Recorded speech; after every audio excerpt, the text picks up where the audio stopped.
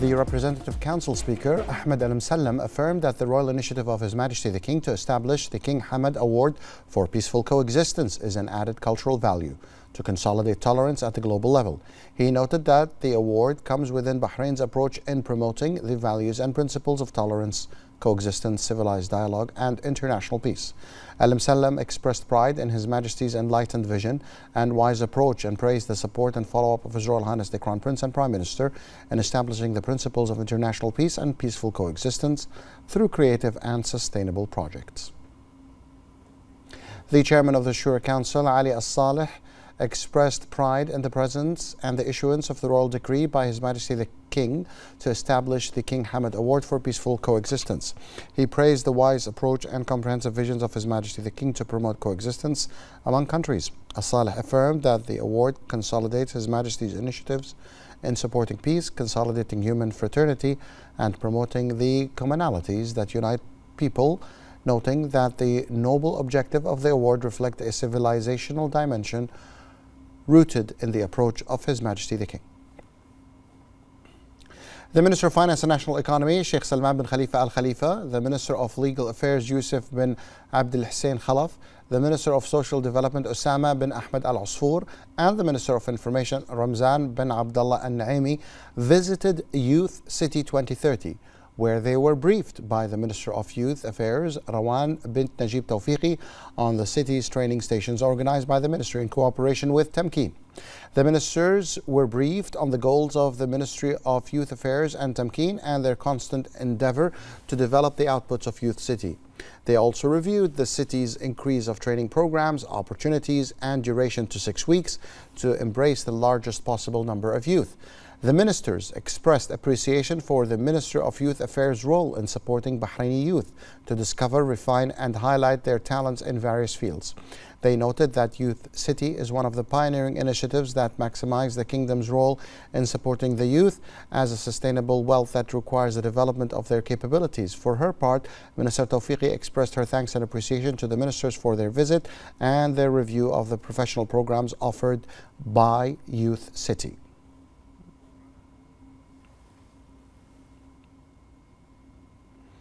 The Minister of Transportation and Telecommunications, Mohammed bin Thamar Al-Ka'bi, and the Chief Executive Officer of Babco Energy Group, Mark Thomas, signed the Gold Sponsorship Agreement as the exclusive supplier of jet fuel at the Bahrain International Air Show. On this occasion, the Minister of Transportation and Telecommunications praised the efforts of Babco Energy Group and the effective support it has provided to sponsor the exhibition since its launch in 2010.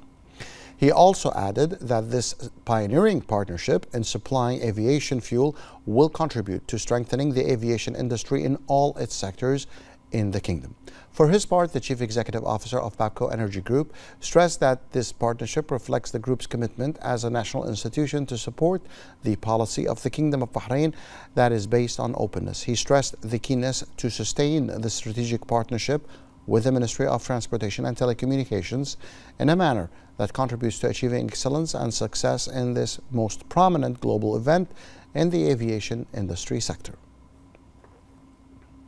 The Minister of Youth Affairs, Rawan bint Najib Tawfiqi, signed a cooperation agreement with the President of the Arab Open University, Dr. Najma Taqi. The minister said that the agreement would serve as a shared platform to both parties to advance their mutual interest in empowering Bahraini youth, discovering, refining, and showcasing their talents, and enhancing their prospects for leadership in the future. The agreement would give students of the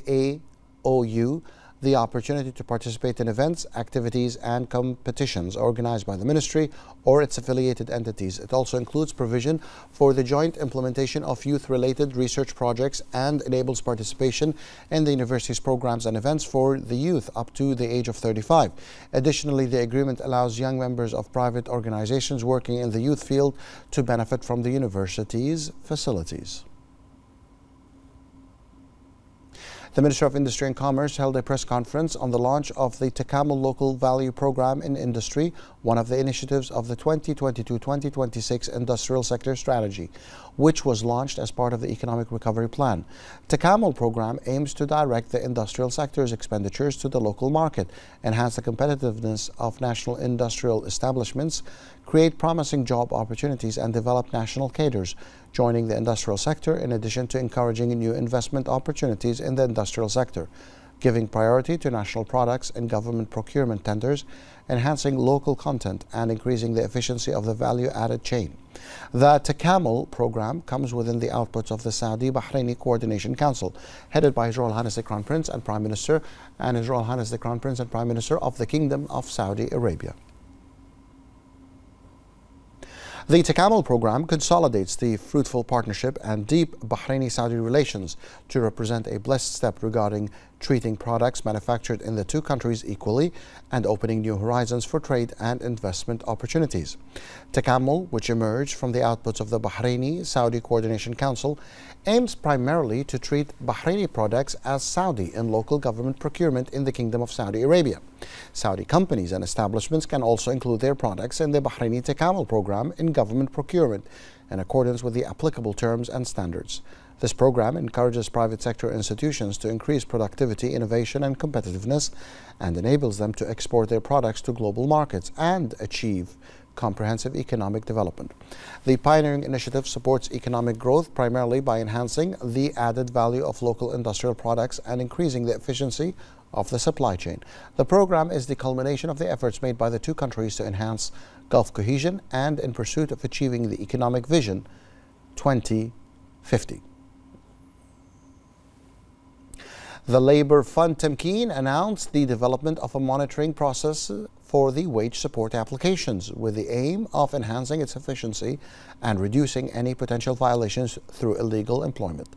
This includes strengthening the legal frameworks followed in monitoring and following up the procedures and developing work mechanisms between the relevant authorities to take the necessary measures regarding the cases that are monitored. A number of the fund's employees were recently authorized as judicial police officers. A new control plan has been launched that aims to double inspection efforts on institutions and individuals and communicate with the beneficiaries on a regular basis, in addition to increasing the coordination with the Ministry of Labour and relevant authorities to resolve cases of violations and suspicions, and allocating a hotline for those affected to report any suspicions. Since the beginning of this year, more than 2,450 inspection visits have been carried out to these institutions, resulting in the discovery of 237 violations.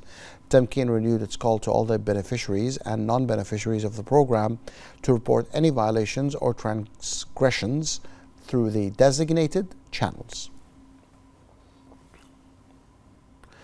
The Ministry of Industry and Commerce revealed that the number of online stores that have applied for the IFADA, the e-commerce stamp, since its launch last year has reached 224 applications. The e-commerce seal system is a modern system launched by the Ministry of Industry and Commerce, which allows the granting of a seal to e-commerce platforms for stores and markets after they meet the requirements, with the aim of enhancing consumers' confidence in these platforms and pushing the digital transformation of companies and commercial institutions in a manner that aims to enhance the e-commerce sector. The launch of the IFADA system is among the priorities of the Ministry's plans aimed at developing and enhancing the digital economy in the Kingdom of Bahrain, with a focus on initiatives that contribute to enhancing the digital transformation of the commercial sector and adopting e-commerce, as well as providing adequate protection for consumers in this field and regulating e-commerce platforms and their affiliated activities to reduce fraud and deception.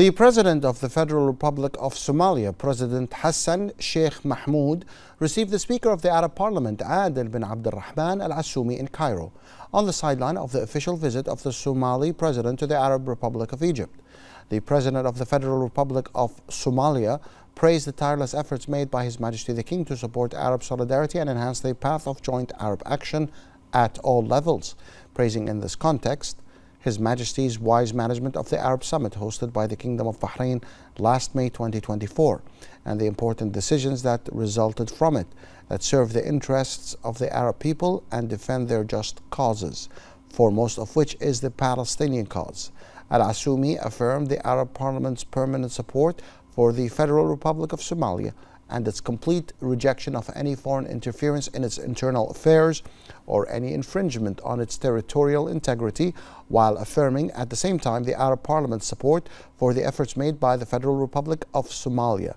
in its war on terrorism.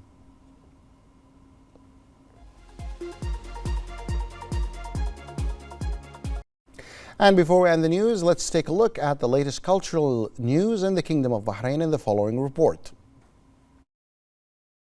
The Pearling Path is considered one of the important tourism, cultural and heritage projects that combines authenticity and modernity in a unique way that satisfies visitors of all ages. In 2024, Times Magazine listed the Pearling Path among the top 100 places in the world to visit. The article emphasized its unique features, connecting information-rich mazes, the beach, diverse dwellings, and historical sites that contributed to Bahrain's economic transformation. The Pearling Path in Muharraq is a key cultural and heritage project that showcases Bahrain's rich history and the significance of pearls as an economic resource. Recognized as a UNESCO World Heritage Site in 2012, it highlights the historical importance of the pearling industry. This exceptional site reflects Bahraini cultural identity and offers insight into its historical and economic dimensions through over 15 significant locations, inspiring visitors with its rich details. The Pearling Path has received international acclaim and continues to attract positive feedback from visitors worldwide. Meanwhile, Al Rawaq Art Space announced the continuation of its summer program during the current month of August through a series of artistic programs suitable for all fans of art and culture, emphasizing the importance of supporting art and culture and their role in promoting cultural exchange and consolidating societal values.